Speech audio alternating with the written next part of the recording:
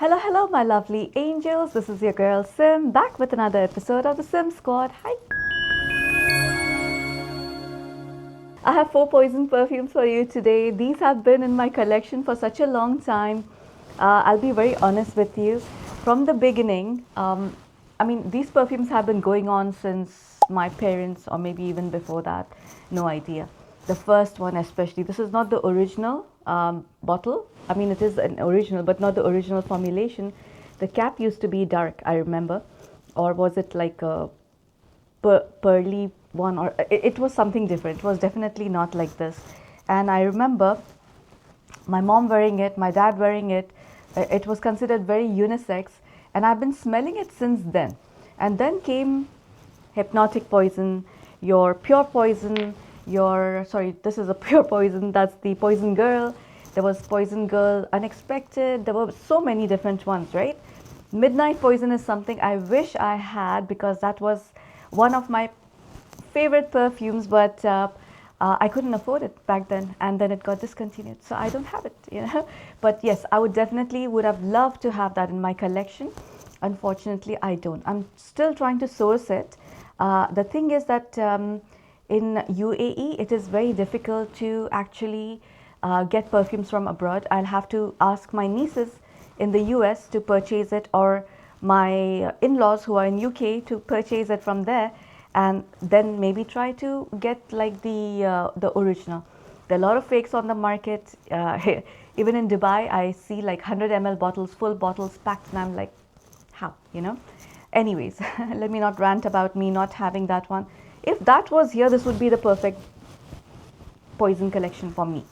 So let's start with the first one, which is your Poison EDT. That's the bottle. It's so beautiful. Like, I don't know why I remember the original bottle being green, but when I look at this one, it looks green like this, but when I look at it in the light, it's like a plummy dark color. So I don't know like what's going on, but this is definitely an original perfume. Yeah, not like the original formulation, but this is definitely a more wearable version, let's just call it that. I don't want to crib and cry that it's not smelling like the OG. Oh my god, I miss that. Yes, while I miss smelling it for the sake of nostalgia, I don't really miss it like to wear it. This is something I can still wear, and it's still very impressive. Let me tell you some things about this 30 ml. This still costed me about $80 to $100. I don't remember, and that's why I have all these 30 ml little bottles, because that's what I could afford back then.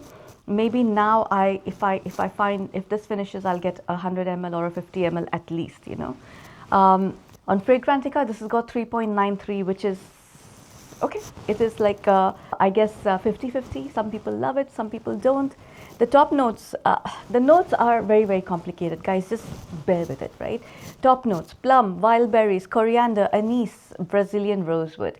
So from the get-go, it's dark purple, maroon, those kind of fruits, which is very perfumey. It doesn't smell like fresh plum or fresh berries. You have your spices like coriander, your anise, but you don't really smell it like anything particular, especially anise, right? You can smell it usually. Clove, anise, there was one more, pepper. Like, you can clearly smell them. In this, on the other hand, it just smells like a spicy, ambery, floral, fruity mix. Let me tell you what's in the heart. You have tuberose, incense, white honey, cinnamon, opoponax, carnation, jasmine, African orange flower, and rose. And in the base, you have vanilla, amber, sandalwood, musk, heliotrope, vetiver, and Virginia cedar. So it's a whole bunch of notes. That's why I was like, don't like really go on the notes. It's a very woody, ambery, spicy, fruity floral with mild sweetness. It does lean a little mature, like think people like Elizabeth Taylor. Like, it'll remind you of people from back in those days. Definitely like the generation before mine. But at the same time, there's something very classic and beautiful about it. Yes, while I can't wear this like on daily basis and go out, probably like I can pull it off like in events, I can pull it off in gatherings at home. It's definitely a perfume that's very, very appealing. It's something that attracts people to you. whether it smells like old money. It smells like you have had generational wealth, and not just normal generational wealth. This is the oil wealth, like people from like Texas or like Dubai.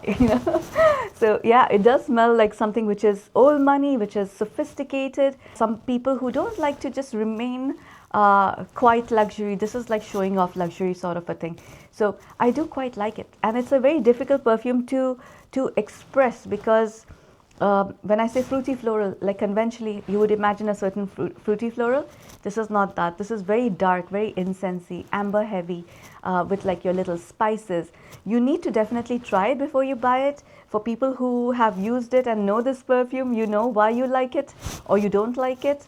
All I can say, it's quite mature leaning, so be careful. Even for me, like I have probably used only like 25 sprays from this bottle. I usually spray 3 of this and like a lot of other spray of another one from this range, and it works so well. Actually, layering this with any of the other ones that I showed is amazing, but one of them like works super well. Now I have the dry down ready as well.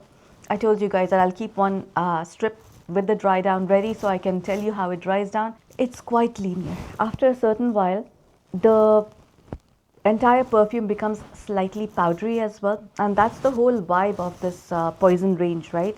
It is slightly lipsticky, slightly makeup like, and it's very vintage makeup like.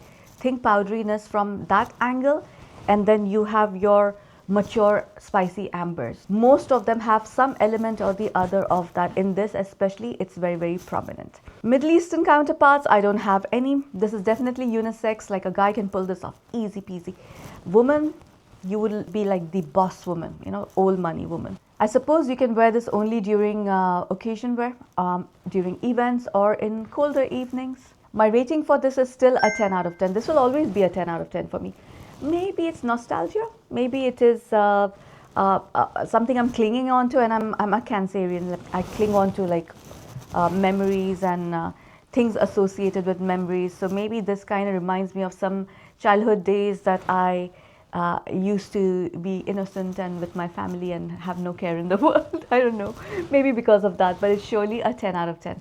And the persona or person that I've chosen for this is Maleficent. Think larger than life, very dramatic, but also has like some sentimental issues. That's so her. Next we have, before I jump on to like the one I use the most, I have the Poison Girl. This is the only 50 ml I have, because I could not find the 30 ml in this one, in Dubai at least. In Dubai, by the way, it's very difficult to get 30 mls, 25 mls. You normally just have 50 mls and 100 mls. What does this one smell like? Wait, let me tell you the thingies. Prices all about the same. If you're getting like a 30 ml, it's about $80, yeah? So because I jumped to Poison Girl, the rating for this on Fragrantica is 3.95. Top notes are bitter, orange and lemon. Orange is like the dominant note in this one. Just remember that, yeah? Orange and vanilla. Just think orange, vanilla and everything else. In the heart, you have damask rose, grass rose and orange blossom. And in the base, you have vanilla, almond, tonka, tolu balsam, sandalwood, heliotrope and cashmere. It's so good. It's okay. It's a girly girl fragrance for sure. It almost, for some people, it'll smell a little cheap, But for me, it does not, because I know the value. Like from the time I could afford the perfume, how I actually got the first bottle for myself. I know how it was, so I don't consider this a cheap smelling perfume. Yes, it does smell like orange creamsicle, but it has so many other facets. At the back, you have a hint of rose. You have your white florals. In the base, yes, a lot of people describe it as slightly Play-Doh leaning because of the almond and your tonka bean. But it is, my brain doesn't go there, especially in this one. I know there's another one coming up that smells very much like Play-Doh, but in this it's like quite playful. The vanilla is still quite gourmand, but a fruity gourmand. The orange is literally orange with the zest, yeah? So it's slightly bitter as well, and I love that about this perfume. It's probably my favorite orange perfume in my collection. Well, I don't have many orange perfumes, but this is like one of the good ones, yeah? This is probably the girly girl from the entire lot, the most girly girl and the most Innocent one? No, not innocent. This is a very flirty. Scratch that. This is not innocent at all. This is a very flirty. See, all of them are called poison, right? It does like smell, like the entire range smells like something really, I don't want to use the word ominous, but something little devious about it. So this is definitely a naughty, flirty perfume for women. After this perfume was released, there were many perfumes that came out that had the similar profile, especially during the time this was released, 2014-ish. There were a lot of like vanilla perfumes, girly girl ones. The market was flooded with it. And I feel that diluted the charm for Poison Girl. If this was a standalone released right now and we didn't have a track record of all these cheapies, you would probably think this is like a gorgeous fragrance, especially if it was from Dior like it is, or if it was from Kilian or something, you know, from the Princess range or something. You would like probably think this is like an amazing perfume. But yeah, definitely the girly girl, sweet gourmands diluted the hype or the value of this perfume. This does smell like a woman who knows that she's attractive and she's very confident and she takes advantage of that. Let's just say that. This, I would say, I would give it a 9 out of 10. It's not a 10 out of 10 right now for me because it's the same effect on me where I feel the value of this perfume is a little diluted now. Definitely feminine. I can see a man pulling this off, but like, you know, in my head it's so girly girl that like I would rather them not do it, right? Again, cooler weather, like anytime during the day. It could be a date night perfume, especially if it is your first 3 dates. You can wear this. It's seductive, it's attractive, so definitely like it does well for first couple of dates. And the person I chose for this is Regina George, all the way. Like it, mean girl, but she was the it girl. So her. Dry down for this one, I just know how it smells like. I don't know why I did the dry down for, because I know these perfumes so well. It just smells like a orange creamsicle with a little bit of your tonka with the vanilla and your almond in the dry down.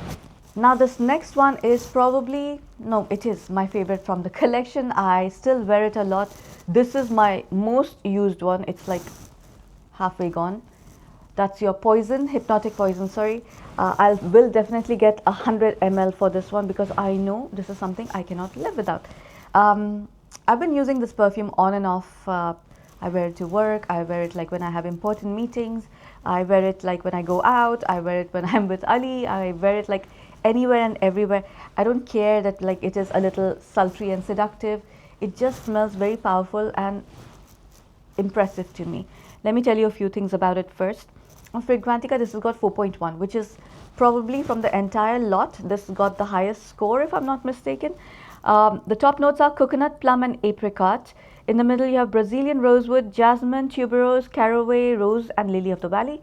And in the base you have almond, vanilla, sandalwood and musk. In this you have the almond and vanilla without the tonka. But in this I feel it smells the most Play-Doh-y in the middle. How does it open though? Oh my god, it's so beautiful. Like the moment I smell this perfume, I just feel like this. It's like it transports me to a romantic story where there's like the seductress and like an innocent guy. Like, let my brain not go there, please. Oh my goodness. So it opens like spicy root beer, not fizzy though, along with your expensive vintage makeup. That's the opening for you. Then you have a little bit of florals, but the florals again are a little dense, a little powdery.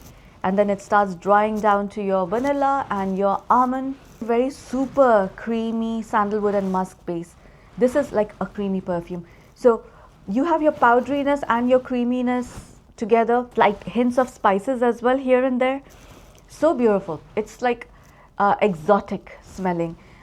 This is a woman that is, again, knows that she's sexy, she's a little dangerous, and you probably met her in a country far, far away. That sounded like something from Star Wars. Let me stop myself from showing how much of a nerd I am right now. This one is for sure a unisex perfume. I repeat the story all the time because it was very interesting that I actually had the guts to approach a person in the elevator, a man who I used to bump into a lot, and I always smelled this perfume on him, and I was like, what are you wearing? Never imagined. Hypnotic Poison? Never imagined it. And then he was like, he's like, I'm embarrassed to say, but like I'm wearing Hypnotic Poison, which is a women's fragrance. And I was like, don't be embarrassed. This is like amazing, you know. Ali doesn't like it on himself. He loves it on me, but he doesn't like it on himself. That's not his type of perfume. But a guy who's like well dressed up and confident, and then like they put this perfume, smell gorgeous. I've tried to convince Ali to wear this when he's like dresses up like for work or for like, you know, when we're going out for formal events. But he's like, Sam, this is just not me. Can you not? And I'm like, it's okay. You know, let's not force people to wear what they don't like to wear. For sure, cooler weather evening wear, massive 10 out of 10 for me. It's a gorgeous perfume. And the person I have chosen for this is Monica Bellucci. Again, far away country, you know, this attractive woman. And this is the later on Milena, how she becomes towards the end. She would smell like this for sure. I have no doubt. Like this is the smell how she would be smelling. Now, last but not the least is Poison Girl. It's catching a little bit of dust. You can see how much I've used this. I still use it because I do layer this one with this. So these two together, they smell so nice. But this is like, let's say 25% you use this and 75% of this one. Now, this is your typical fruity floral. Like you would imagine this to be from the range of Montperry, Chanel Eau Tendre, Chanel Splendide. It is like that kind of fruity floral. It's a little sparkly, a little fresh. That's just the opening. Remember, it's called Pure Poison, right? And again, there's some parts of this. It's like you feel this is so angelic, so girly, like innocent, very fairy tale like. But there's something there in the perfume that is like, she's not all that innocent. So this has got 4.04 on Fragrantica. That means a lot of people do like it. On the top, you have jasmine, orange, bergamot, and Sicilian mandarin. 100% opens very white floral with like a lot of these beautiful sweet citruses. In the heart, you have gardenia and orange blossom. So again, like a lot of white florals. And in the base, you have sandalwood, white amber, cedar, and white musk. Creamy in the base. Also the gardenia, when the gardenia starts dominating the perfume, right? Like it takes a little while for it to reach there. That's why the dry down for this one and the initial spray, completely two different perfumes. Because once it dries down, all these notes kind of like combine and they reduce in intensity, and the base notes like start like really revealing themselves, except for gardenia, which never like settles down. So I would say like gardenia is the dominant note in here along with your creamy base note. Now you would think that like seeing gardenia and then your amber, musk and sandalwood, this would like make it like a old school mature fragrance, mature white floral. It is not. This is one of those white florals, and because I think it has cedar, yeah, that's like the white, I call them white woods, you know, the lighter woods. It's adding that intrigue, it's adding that a little bit of modernity. It has like this little bit of pine-like quality towards the dry down, which I really, really like. And a lot of creaminess from the sandalwood and musk. And at no point that this perfume smells sharp or clashy, although it has so many of those citruses. And the dry down of this perfume is just to die for. For me, this is a 9 out of 10. I wouldn't give this a 10 out of 10 because I seldom reach for it. I love it. Like every time I smell this, I'm like, oh my God, such a good perfume. But I'm not like going for it like all the time. When I miss it suddenly, I would love to wear it. This is a very daytime fragrance as opposed to the rest of the batch, which is very nighttime, very occasion wear. This one is something that you wear during breakfast dates or, okay, I was going to say something. I'm so sorry. Let me not go there. Let me not be too promiscuous on my channel since this is a PG-13 channel. But it is like should I just say, it's a morning after kind of like, you know, you wake up, you make breakfast and you clean yourself and you take a shower and you wear this. And then it's like rinse and repeat. You know what I'm saying? So it is like, yeah, but also it's a very wedding perfume as well. It's like make me a wife perfume. This is how I feel. So it's intimate. It's beautiful. Like this could easily be people's engagement perfume or their wedding perfume. I would actually love to layer Kayali's wedding santal and this one together for a wedding fragrance. Let me suggest it to my niece. One of my niece is getting married end of this year. It's going to be exciting times. Let me see if she would like to wear this on one of her occasions. But if you don't want to wear it at a wedding or at a friend's wedding or anything, you can wear it at brunch, you can wear it at a breakfast lunch date, outdoorsy, picnics, like anything that is, think sunshine, springtime, you know, you want to look ethereal, you want to look angelic, make me your wife kind of, that's your perfume. The persona I chose for this, it's Poison Ivy. Hear me out. I know, you'll be like, no, Simi, this would be Poison Ivy, right? You think Poison Ivy when she was like the herbologist or whatever she was, you know, and you know, her personality. And then that initial switch, much later in her villainous era, she would be this, but no. This one in the initial stages. For the people who are new on my channel, then you're not used to my weirdness, you'll get used to it. I'm sorry. You know what? Like I am feeling like I'm coming out of the shell now again. Slowly. It's not completely like I'm being like a weirdo, but how I used to be on my channel, I know I'm not the same right now. It's taking lesser time to be open up and show my weirdness, but it'll come soon. And the more I'm sitting in front of the camera, the more comfortable I'm getting. So I'm happy about that. Anyways, guys, I know a lot of people, not a lot, a few of the people are not so happy that I let go of Middle Eastern fragrances. And I want to repeat this, although in my comeback video, I did mention this. I'm working for Khadlaj Perfumes. I have a signed document that is a conflict of interest document where I'm not allowed to review Middle Eastern perfumes. I think it's fair because if you're working for a brand, like it or not, I will have a certain bias, which is why although a lot of people are requesting me to review Khadlaj perfumes, I am not because they have allowed me to do it. I am not because it will definitely look like I'm being partial to the brand, although there are two perfumes that I really want to show you guys. But anywho, I don't want to do that because I know like a lot of y'all are saying that you don't trust me anymore, especially because of my video on my 9 perfumes for life. Those 9 perfumes for life, they have been with me, like most of them have been with me for forever, like since like forever they have been in my collection. And while I was reviewing Middle Eastern perfumes, I had a few Western perfumes as well, and I used to collect vials for comparison, right, so that I could give you accurate Middle Eastern perfume side by side. I can't force you to trust me, but like there's a reason why I'm not doing that anymore, and I don't know what else to say to convince you. I know like people who know me, they know I'm not going to be weird or tricksy or anything. One of the relief for me to stop like reviewing so many perfumes was also going back to my passion of actually collecting and curating perfumes.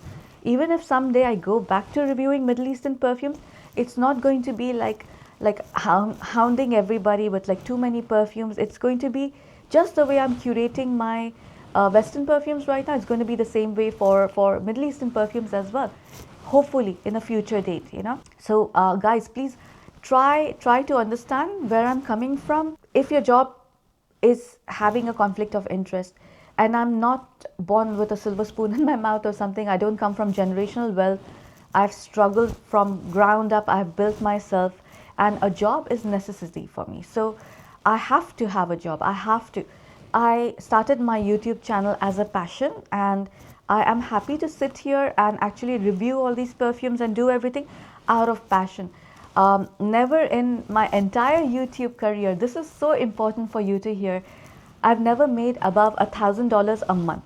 Never. People think that you make a lot of money. You don't. Not from channels at least. It's from sponsorships. It's from retainers brand pay you for on a monthly basis. I don't have all that anymore. I had a few before also. I didn't have it for all the brands. So you don't make a lot of money from channels and everything. I had a TikTok shop if I was living in the US and everything. You can make a lot of money from that. Here we don't have TikTok shop. We don't have like benefits of earning money from Meta, from TikTok. I make like barely anything on YouTube. That's the money I take and invest in my perfumes. So please try to be kind. Thank you for everybody who defended me in those comments. And thank you for everybody who even brought it up, even if it was like as a negative comment. At least you were kind. You were not being mean or anything. When it comes to trust, I take it very seriously. So I hope I can regain your trust somehow. Maybe over time it'll come, and until then I'll try my best to do my best, like my genuine self on camera, and hopefully win your hearts again. Thank you guys. Thank you for watching, and I'll see you in the next one. Bye.